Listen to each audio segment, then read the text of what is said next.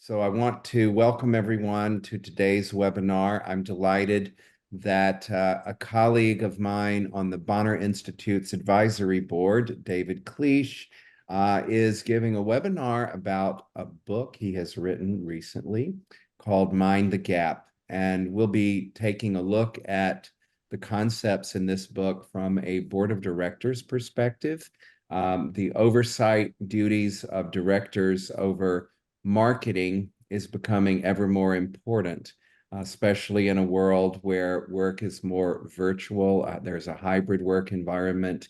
What is company culture that is being marketed? What is a brand?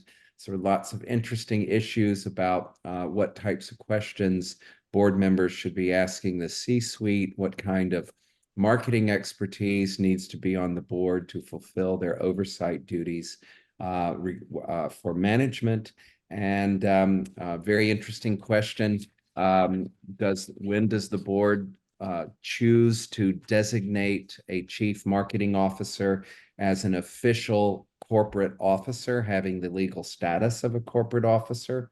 Lots of interesting strategic questions.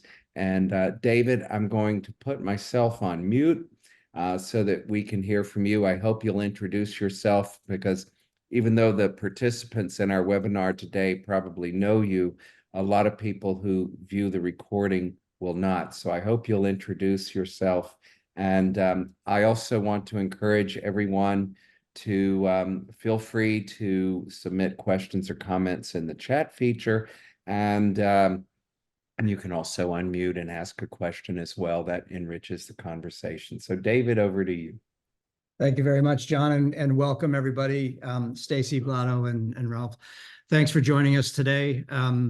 Thanks to those of you that are watching this after the fact and have taken the time to join this, what I'm sure will be a lively discussion and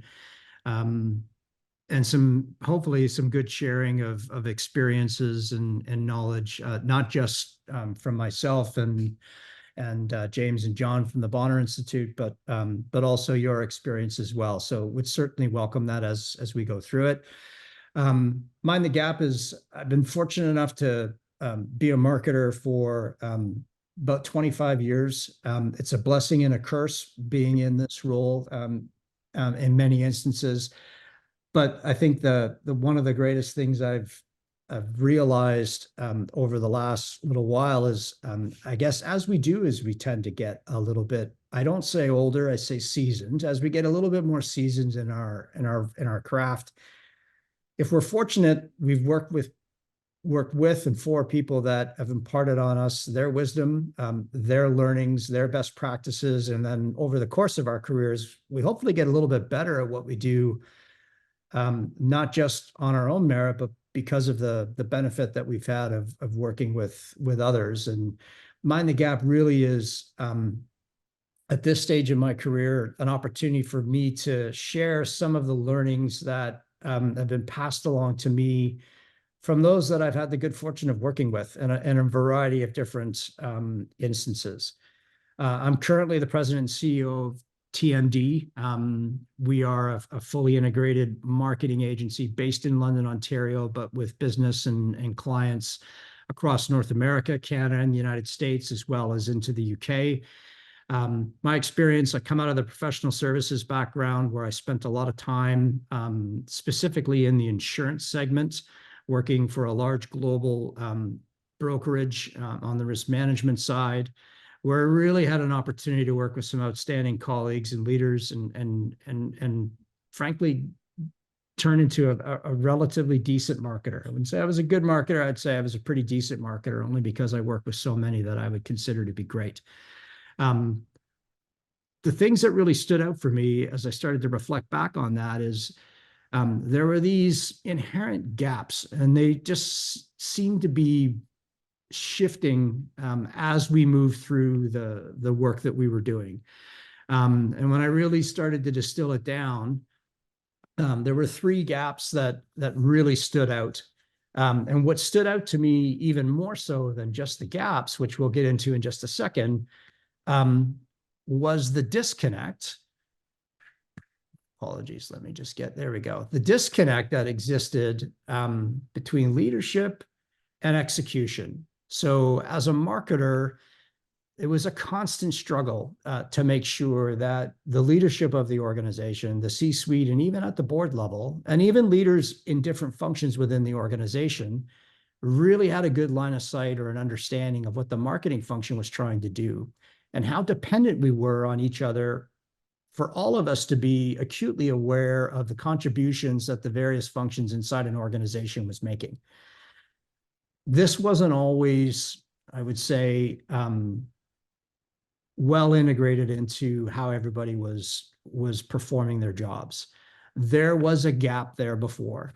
That gap between understanding what the vision and the objectives and the goals of the organization was, the culture that was defined underneath it, so it was intended to deliver against it. But the execution and the way in which that was managed, sometimes those gaps actually just widened the chasm between the two. And the wider that gap got, and the more focused people sort of became in their respective ends of that gap, the more disconnected they were. And then the less deliberate and purposeful the work became because we weren't aligned inside the organization. That is essentially what I want to be able to share with you today and have a conversation about, is recognizing that those gaps are there.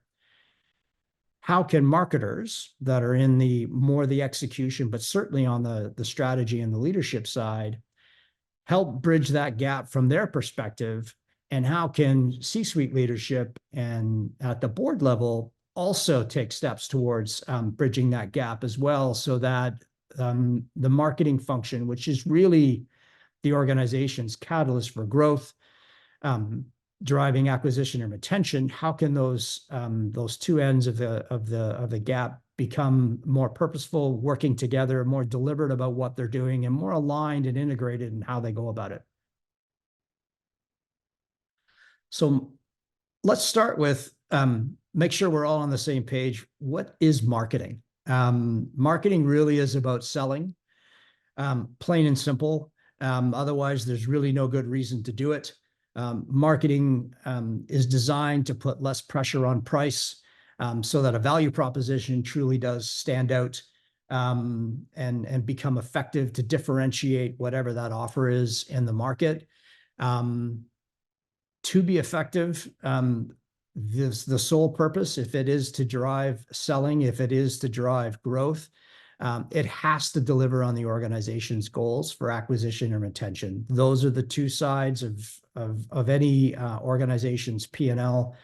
How do you get more customers? How do you keep the ones you've got? By selling them more stuff. The organization's leadership has to recognize the investment required to do both of these things. Acquisition doesn't come for free. Luck and hope aren't strategies. There is active investment required to acquire, and certainly there's an investment required on behalf of the organization to retain a happy customer, ultimately turn them into a lifetime customer that continues to deliver value to the organization and subsequently to its people and to the brand over a period of time. The gaps that we want to talk about today: the market gap. Certainly, while the pandemic is still fresh in our memory, which is sort of the period that was really the catalyst for me to try to sit down and articulate this in somewhat of a coherent way. There's a gap in the market. And what I mean by that is there's the difference between what your customers want and what the brand is able to deliver, based on the environment within which you're forced to operate. And, that can be something as widespread as a pandemic, where business models were completely disrupted, through to, a looming recession, inflation hitting the market, the fact that your customers' needs and expectations have changed as a result of what's going on in their world. So business models that might have worked 4 years ago, it's not necessarily reasonable to expect that they are going to work in the same way now as they once did then. We have an organizational gap. the relationships within the organization that are required for success. And what I mean by that is the ability for, in this case, marketers to work more closely and more aligned and have shared accountability and responsibility with functions such as the sales function, the operations function, the IT function, which is absolutely critical. With the rest of the organization across the board, so that expectations, everyone is dependent upon each other. Organizations don't succeed in silos. What's required really for marketing to be effective? What do they have to do inside an organization to ensure that the rest of the organization isn't just aware of what they're doing, but in fact is pulling for them and are becoming champions of what marketers are trying to accomplish? The agency gap, a little self-serving, happen, full disclosure, I own and operate a marketing agency, but what I've seen over the 15 to 20 years that I worked on the brand side, and certainly what I've seen on the agency side, there is a role that an agency can play in helping a brand realize its growth objectives. It can do so efficiently, very cost effectively, but it can be a marketer's best friend, being able to draw down on the expertise that exists within an agency. So those are the three gaps I'd like to talk to you guys about today. I'm going to jump into each one, give you a little bit of context, primarily since you've all read the book, I'm sure, and thank you in advance. I won't necessarily go into the context, all of the context in each of the three sections, but what I will chat with you about is sort of what can we do about each of these gaps as marketers. And now I really will focus on those next step recommendations that are really focused on helping a marketer or somebody in that role actually do something with this insight, or be able to be a source of that direction or that guidance within the organization. So let's jump into the market gap. So like we talked about, the market that we're selling within has changed. There's environmental economic factors that have been put upon us that we didn't choose, but they have certainly showed up nonetheless.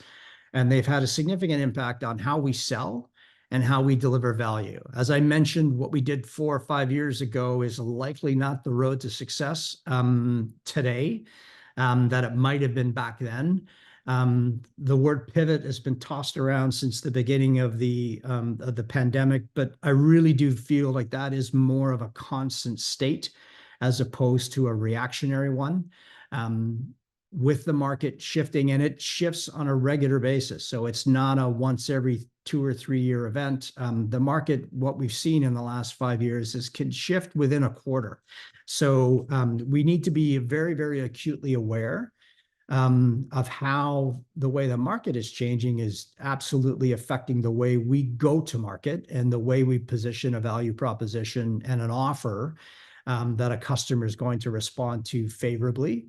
And have a good experience as a result of that. Those customer expectations have changed. Their behavior has changed. How they buy has changed. How they value, how they perceive value has changed. I recently had a conversation with someone who reached out to me on LinkedIn after the book was released. And that was very much the conversation we had. They were working for a high-end furniture manufacturer. And what they realized is that customers weren't as willing to pay a premium price for a premium product in the way that they had. And when we look back at how, something like Wayfair had disrupted even the furniture and the accessory industry segments, not just from a pricing perspective, but from an availability perspective, the fact that, consumers have pretty much expected that what they order today will be here tomorrow in the color that they asked for, to have a variety of different options at their fingertips that they can act on, order, and have show up right away, is a new state of doing business. So having someone wait 6 to 8 weeks for something that they, for a product that they ordered. It's very, very hard to placate a customer's expectations when they're being forced to wait, when there are so many other alternatives and options available to them where that is not a requirement. We can be sure that the competition, any brand's competition in the market, is adjusted to this and are actively trying to not only just take advantage of it, but learn how to operate within it efficiently and cost effectively and frankly profitably as well. So if you haven't, as a brand or as a marketer, embraced that and have started to move towards it, you need to know that your competition is. It's not an option anymore. A marketer's ability to help guide the organization to a workable solution for how they approach the market is absolutely table stakes. And that includes pricing and distribution. How we distributed our product might not be as effective. Pricing models that we built 3 or 4 years ago no longer apply. And instead of prices going up, which in a lot of segments we've seen, if anyone's been to the grocery store lately, that might not necessarily be available or an option for most brands. Your customers' expectations are that prices are going down because they're going up everywhere else. And their ability to segment wants and needs is becoming very, very gray. Unless they absolutely need something, they're less likely and less tolerant to accept a price increase.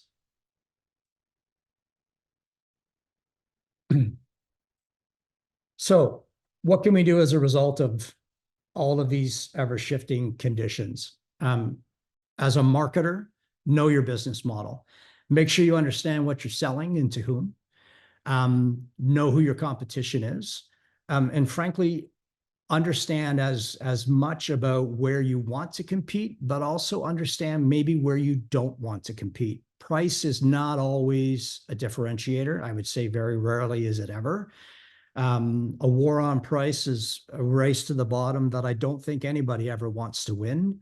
But understanding what your business model is, what it will withstand, what it will deliver, is the first step to understanding where there's the opportunity and frankly the need for it to change. Really need to differentiate your value proposition. The market is saturated with, no frills, low budget, everything on sale all the time types of value offers. Differentiating your value proposition is really why someone buys from you. And sometimes your value proposition is very much so the way Amazon has positioned itself. Lots of choice at any price point on your doorstep tomorrow. That value proposition for their selected customers across segments is really starting to resonate. Need to understand what yours is and what makes it different is the only way you're going to be able to alleviate any pressure on price or on delivery models. Understand what you're selling. Know how you're selling it. Customer experience is probably one of the last opportunities any brand has to differentiate itself in a competitive environment. As I said, I truly don't believe after 20 some odd years, and I've never really seen it be a sustainable value proposition, the lowest price is not always the best option for a consumer. Your consumer, the more educated and the more informed they are, the more particular they're going to be about choosing whatever product or offer is right for them that satisfies their needs. That's the first step to getting a recurring customer. That's the first step to establishing a relationship between your customers and the brands that allows it to be something that you can continue to build on. David, I have a question at this point, and it's something I think about frequently when I think of brand. So in terms of product development under a brand name, we were classically trained to, analyze the customer's workflow and make the customer happy by either improving the product or introducing a new product that reduced pain points. But as more and more activities are digitized and of course, captured now in generative artificial intelligence.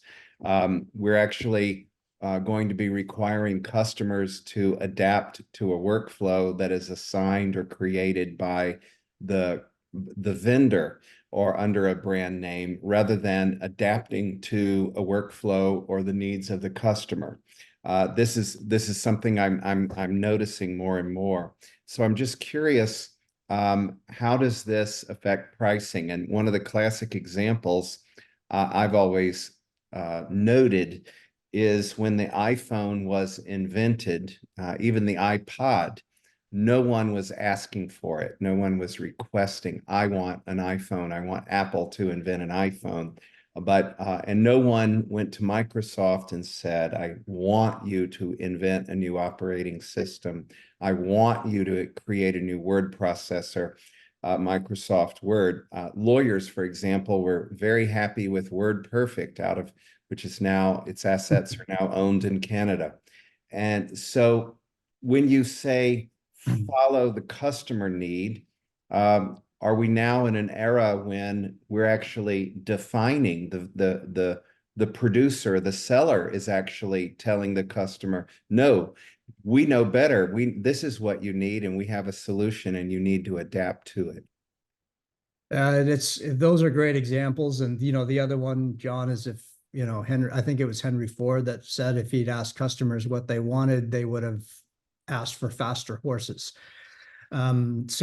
But I think what's clear in each of the examples you've given is recognizing what the customer's need was. So, Mhm. in Apple's case, the customer's need was, access to information, access to entertainment, access to broader social networks in a very convenient and accessible way.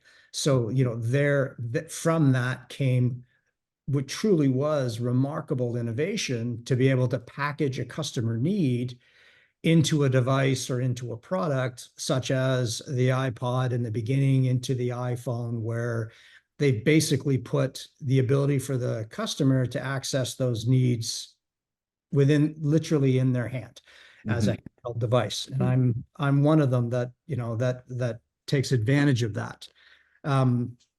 Even from shifting from word perfect to the software solutions that Microsoft has continued to develop, those are placated on the ability of organizations and people and professionals needing to be able to do what they do on a day-to-day basis more efficiently in a more integrated way. I think that's really where a brand has an opportunity to differentiate itself by how it innovates to satisfy those needs.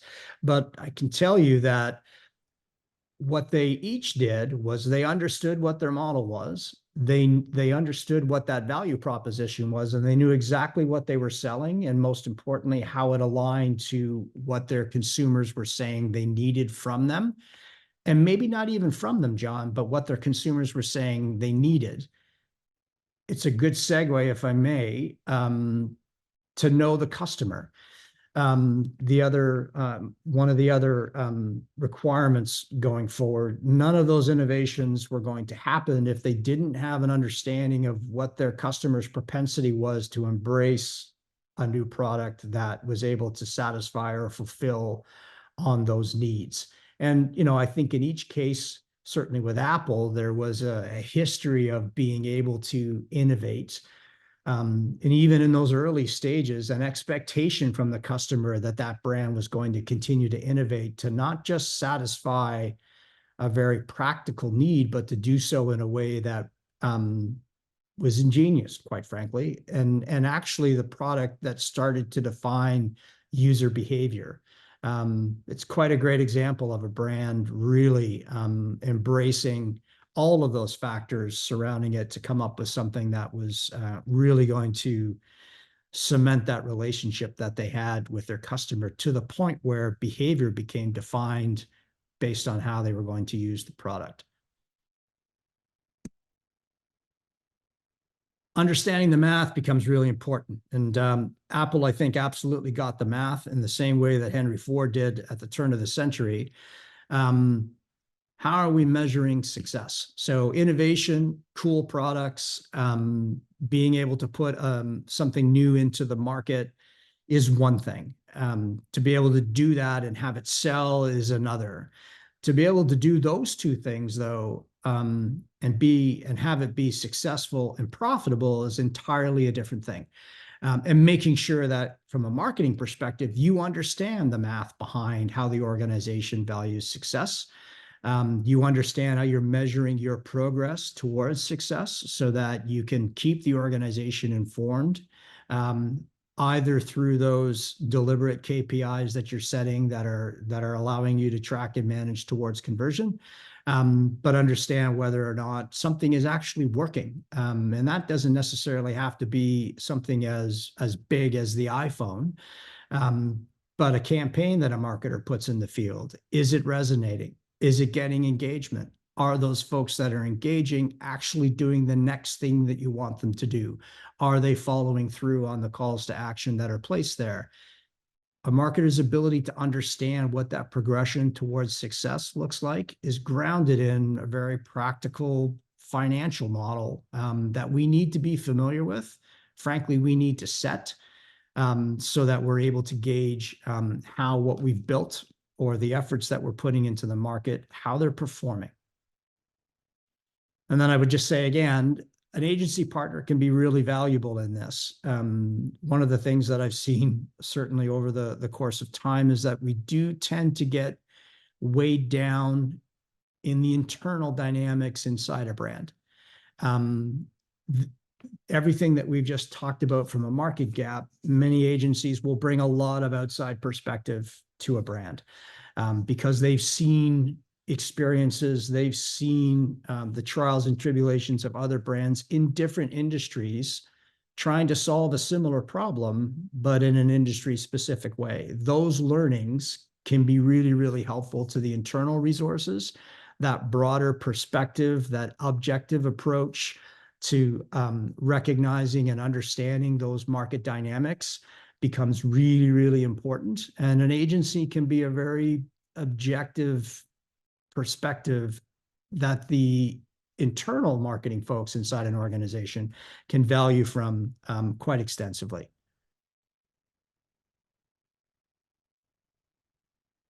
Understand your data. So embrace the requirement for a single source of truth. If you don't have a CRM, get one. Or if you do have one, understand how to get value from it. It is probably one of the most important tools that a marketer will ever lay their hands on, simply because if properly deployed and used, and this doesn't have to come with a huge price tag, but what it does do is not only give you good line of sight into those KPIs and performance based on actual experience and sell-through that the organization is having, it does create a platform to have broader discussion within your organization, ladder up that viewpoint or ladder up the visibility of what's working and what's not working, and create some objectivity around that as well. The propensity and the tendency for people to apply subjective measures on what should be objective results is one of the gaps that definitely a CRM can help close, simply because if it's not in the CRM, it's not real. Revenue realized can be attributed back to the effort so that the marketer is in a position to better attribute and quantify the results of their efforts and, frankly, the investments that the organization has made. We can't talk about data without understanding how we're going to manage that data. It's not a static entity. It's a living, breathing thing that changes and needs to be updated and audited regularly. So I would say to any marketer, deploying a CRM is not the be all and end all. It is really the beginning of that journey. It's really, really important from a marketing perspective to understand how you're going to manage that data, maintain the integrity of it, and ensure that it is relevant and up to date so that you can trust it. I don't know how many times I've heard, I don't trust the data. If you pull an extract or you're looking at an Excel spreadsheet, no, that data is wrong. We should never put ourselves in that position where, as a marketer, when you're presenting to the C-suite or at the board level, where there is distrust in the data. So that data management strategy, the integrity, it really does ground the integrity of the data and hopefully takes that mistrust right off the table. So the numbers should never lie. And we should have absolute faith in what they're telling us. That is part of the marketer's job to make sure that happens. So what can the C-suite and the boards do about the market gap? Their governance and the insights they provide to leadership and to the organization, they too need to adjust that so that they tailor it towards these new market conditions.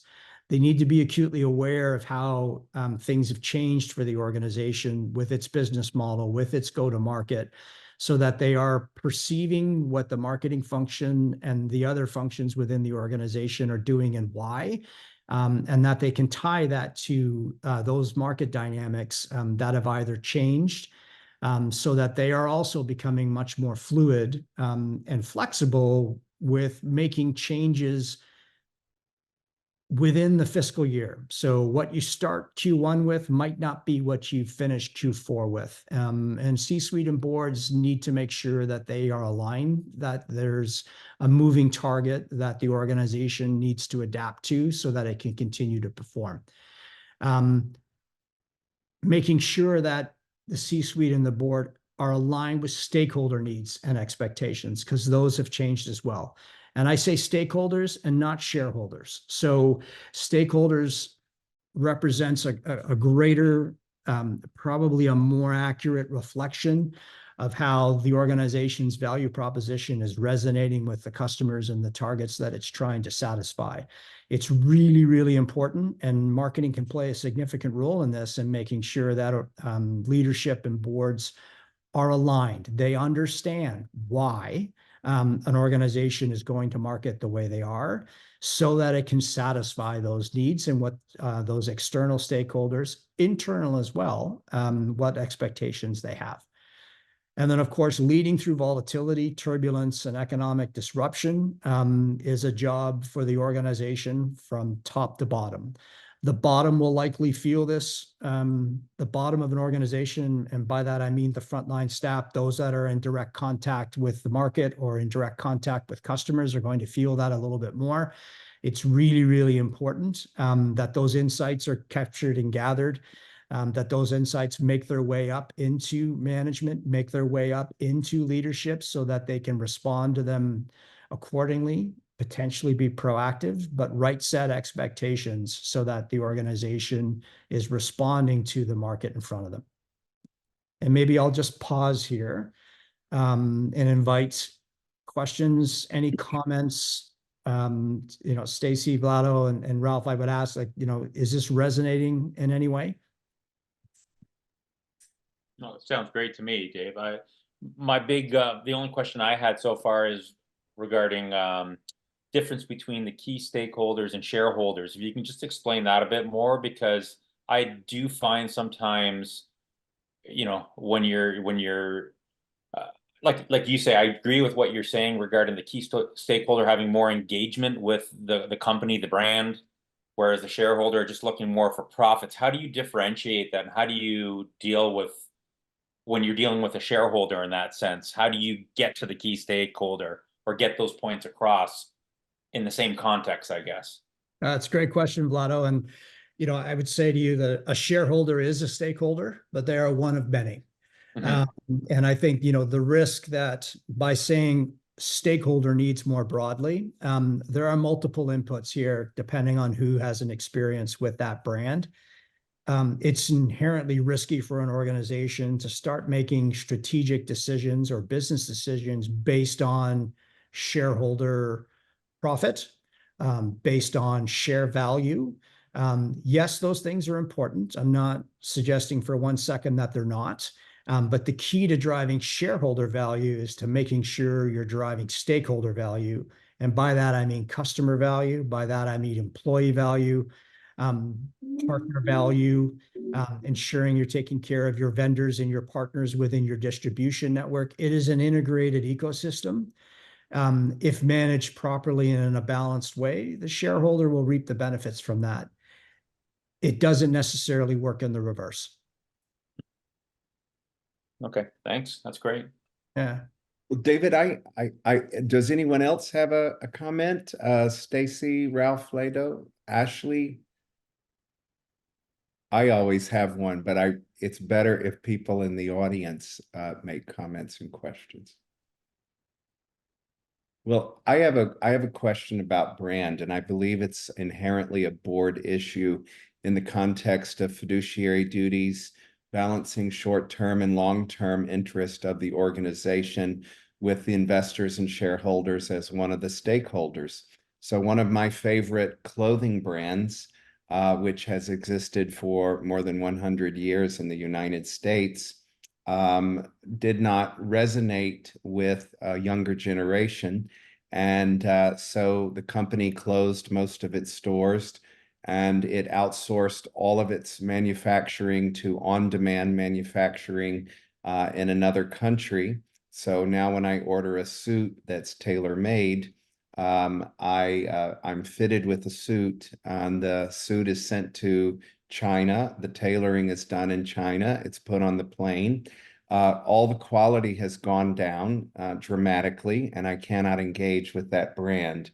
Yet the shareholders of the business make a lot of money in the short term, but over the long term, the asset value of the business is going to go down.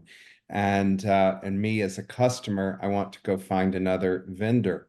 And so I want to talk to the board of directors of that business and say, did you take into account when they said we bought the brand, and now there are more and more companies that simply buy brands and they actually ship out the same product but put another brand on it.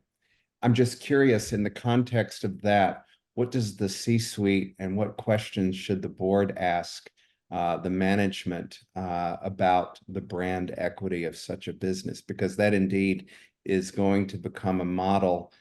We also see in the food industry ghost kitchens, which actually are failing in the United States. Ghost kitchens that provide food services for multiple brands for takeout.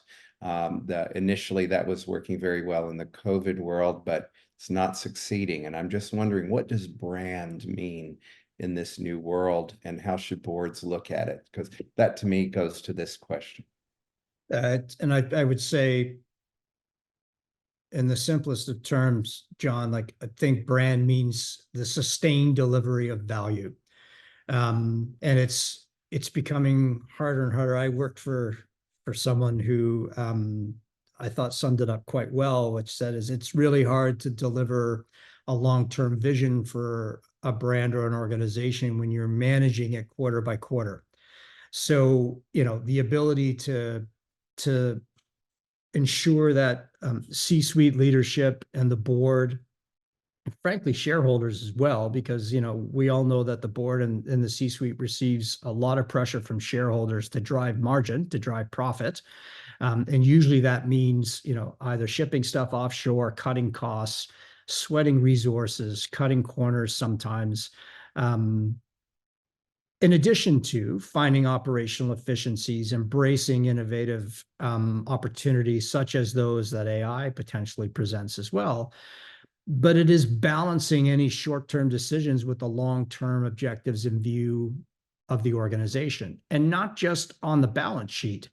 But what does the brand mean? So I think those brand values absolutely play a role in preserving and sustaining decision-making that is squarely focused on making short-term decisions when they're necessary, that are still consistent with the longer-term vision and objectives of an organization. I think we start to see the disconnect, like you described with the clothing provider that you've been quite loyal to for many years, when they forget why you bought that suit in the first place, and they forget what value you placed in that brand based on how they delivered value to you in the past, not recognizing that, which was likely an operational or an economic decision, they started to contradict those brand values that had kept you loyal for so long.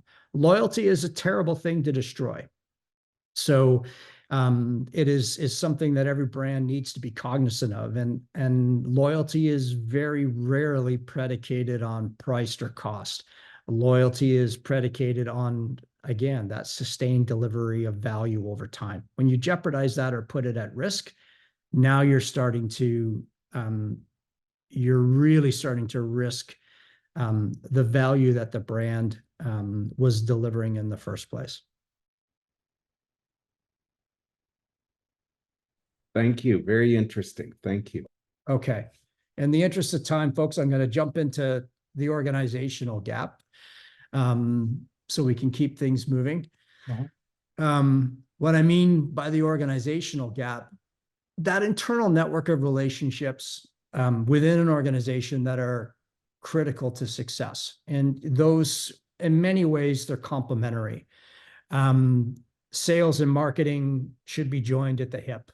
Marketing and ops and IT probably, have never had an opportunity for a closer working relationship than they have in the past.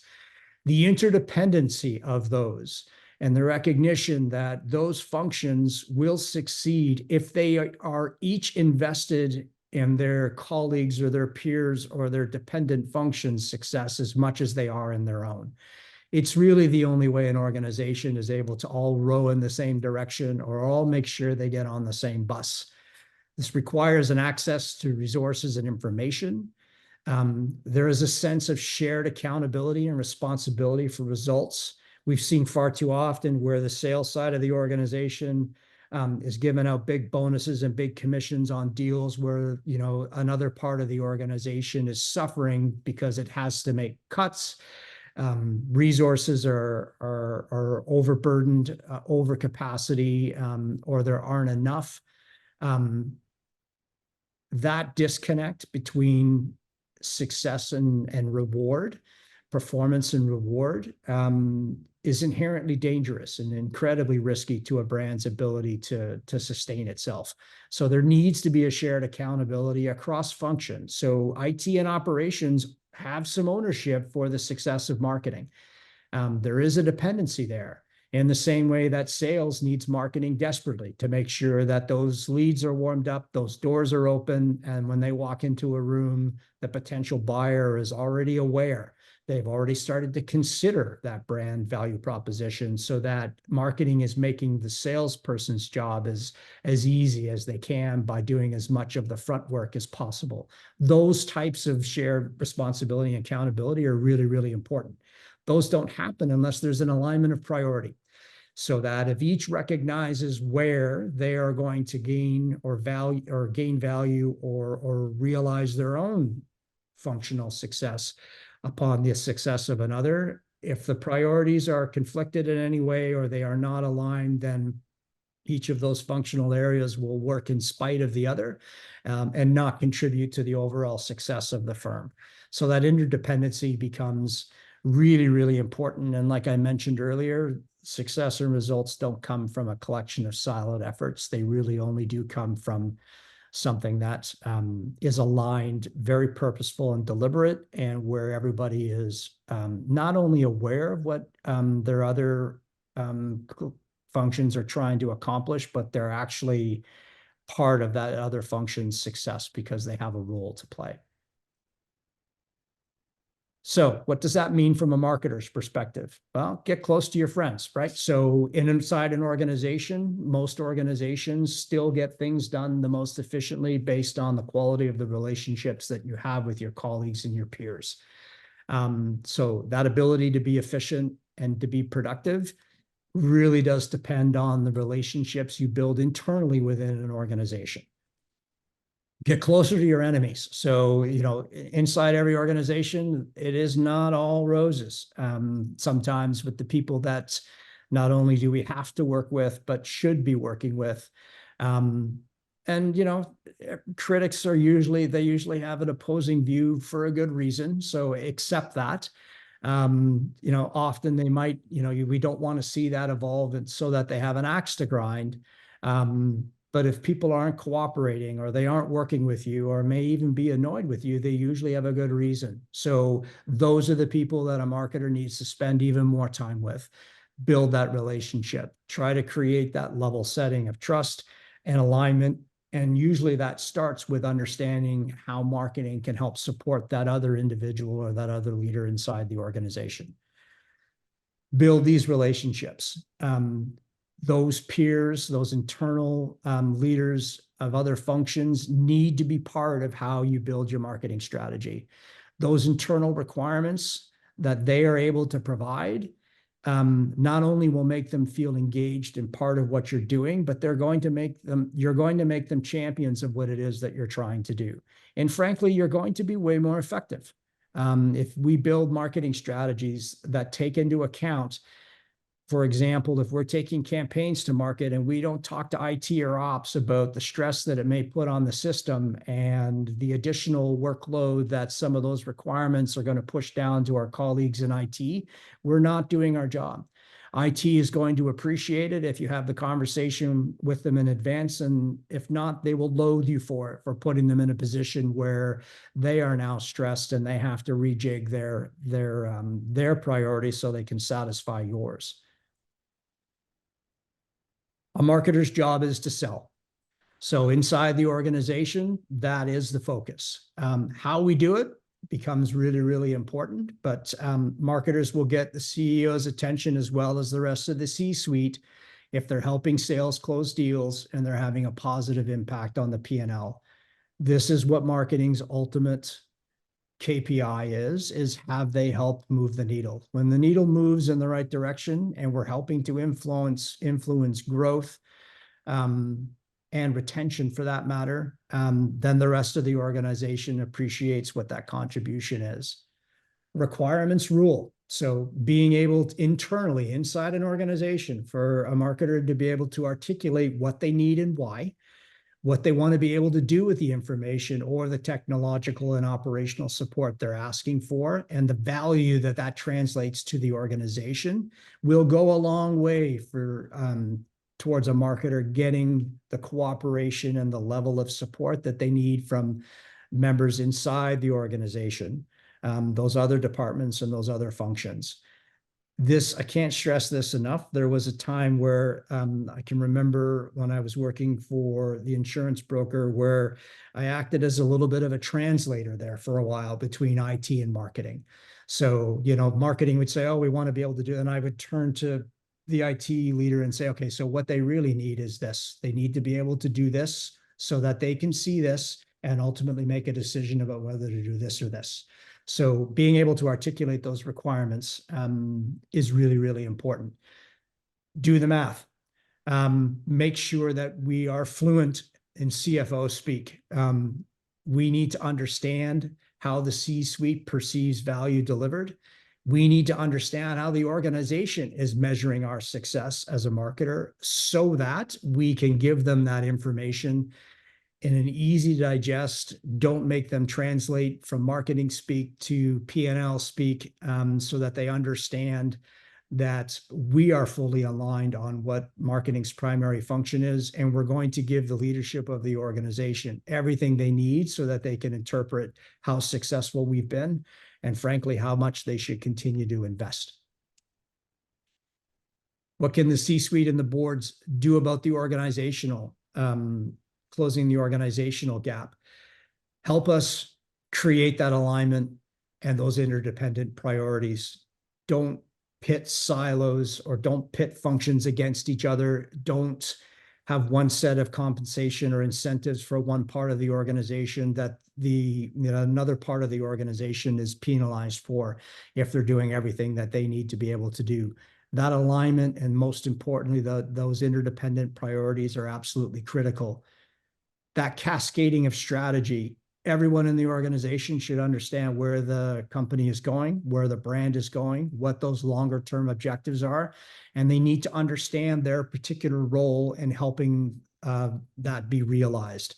So ensuring that marketing understands what sales is doing, what ops is doing, what IT is doing, what HR is doing from securing top talent to help fulfill on all of those things, how each of those interdependent functions ladder up to the organization's overall strategy And almost as importantly, if not more so, how that cascades down to the front line that's in direct contact with the customers. So you're putting them in the best position to create a positive experience that's consistent with where the organization wants to go, and help those functional leaders break down those silos. Almost a forced collaboration mandate. You will cooperate or else.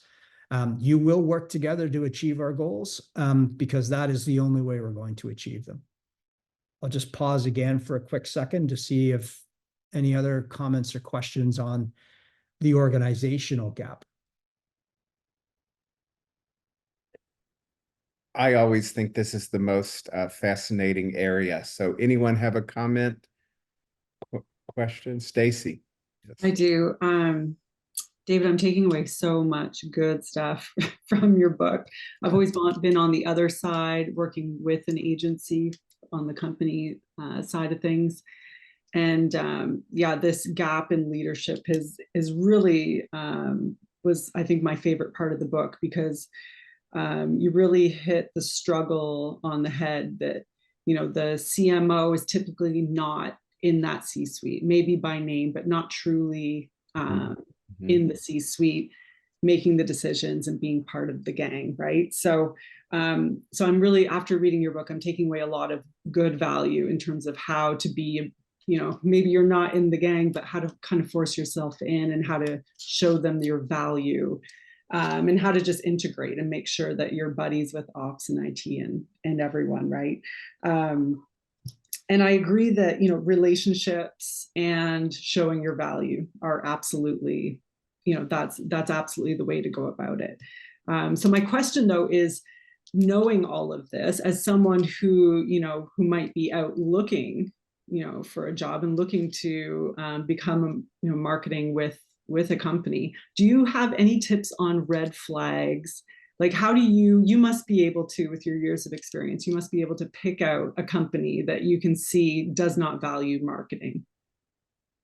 Yeah, and it's, I would, another colleague I worked with said something to, you know, he said something along the lines that people don't necessarily lie to you on purpose, but, you know, when you ask them the reality, it might be more aspirational than it is the way it is now. I think, Stacy, it becomes really important when you're looking for that next opportunity, you're interviewing that organization as much as they are interviewing you.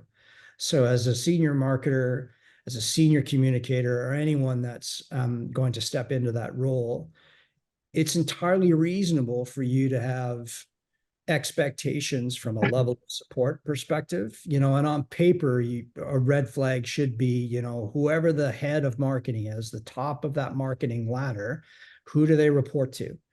Do they have the ear of the CEO? Do they have a voice at the table? Do they sit on the executive or the leadership committee? You know, simple questions such as, how is a marketing budget derived at every year? Is it based on, you know, a particular acquisition target, or is it someone pulling a number based on an obscure percentage of revenue? You know, and we've heard everything that, you know, marketing budget should be somewhere in the neighborhood of 1 to 5% of revenue. That's a bit of a lazy response, I would suggest. You know, I would be more inclined to spend more time with an organization that said their marketing budget is halved. We have a budget for acquisition based on what our growth targets are, because we recognize we need to spend some money to acquire new customers. Do they realize that those might take a bit more time to be profitable than ones that we already have? And what's our budget allocated towards creating deeper relationships with our existing customers so we can sustain the delivery of value and then ultimately sell them more stuff? Please reach out offline if you'd like to have a deeper conversation around that, because literally, I think you and I could drink a pot of coffee going through all the questions I would ask to try to determine whether or not an organization and a particular marketer are a good fit. It'll come down to your gut. How do they answer the questions? Were they forthright? Is there some math in there? And you know what, I use this on the agency side with a client right now, and I'll ask them, what's the math behind the budget that you've just given me? So how did you come up with your number? And if they don't have a good answer, that's a flag. Because it means it's going to be very difficult to satisfy those expectations if the number really just came out of thin air. Because now the expectations for what they receive for that number are going to be skewed in the same way that a brand's expectations for what they expect a particular marketing budget to deliver, if they haven't done the math behind how they came up with that number. If they've done the math, they know what they should get for it. And maybe that's, the place to start. Thank you. David, thank you so much for this excellent presentation. There was another question I had, and maybe it can be the topic of a future webinar, and that is the role of the Chief Revenue Officer. There is a lot of discussion about whether there should be a Chief Revenue Officer alongside the Chief Marketing Officer. And then there's the issue of role conflict. Which one of those roles should be a corporate officer? Which one should have more board interaction? So that, I think, is a very interesting topic that addresses a lot of board governance issues.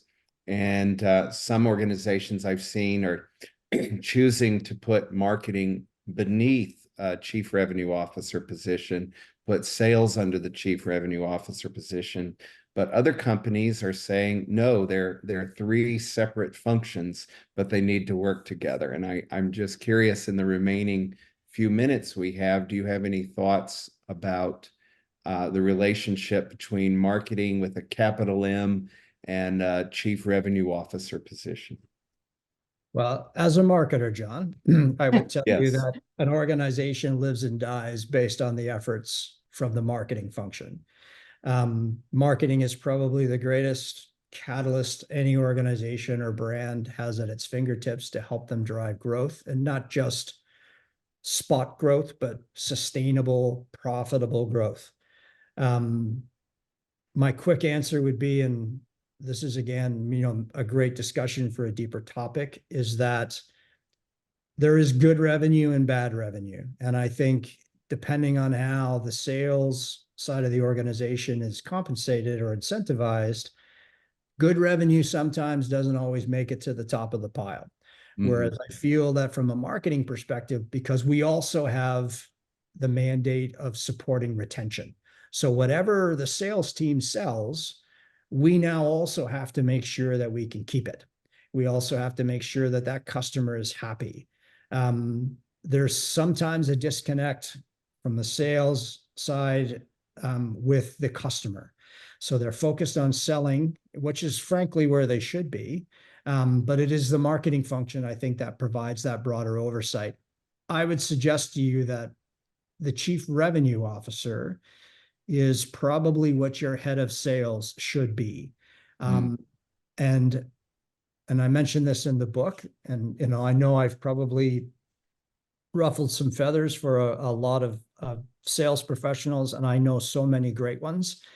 If marketing does its job, sales should report into marketing, and sales should thank them for it, because marketing's job is to open the door, warm up the opportunity, put the brand value proposition in front of not only a prospect but a customer, and owns the responsibility for ensuring that there is a relationship there between the brand and the customer, not just one that's grounded in revenue, but one that's grounded in the delivery of a brand value. So in a nutshell, sales and/or chief revenue officers, a good CMO, they should report into the CMO, and the CMO should absolutely report into the CEO, so it has a direct line of sight into how it can ensure its performance mandate is delivering against the organization's longer-term financial and strategic goals.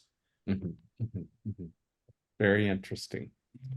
Very, very interesting. Well, I wish we had more time because there are a lot of interesting issues to dive into. I'm particularly fascinated by board oversight over marketing. I think it is not sufficiently addressed, although in my discussions with board members, there is definitely increased emphasis on the need for marketing expertise at the board level.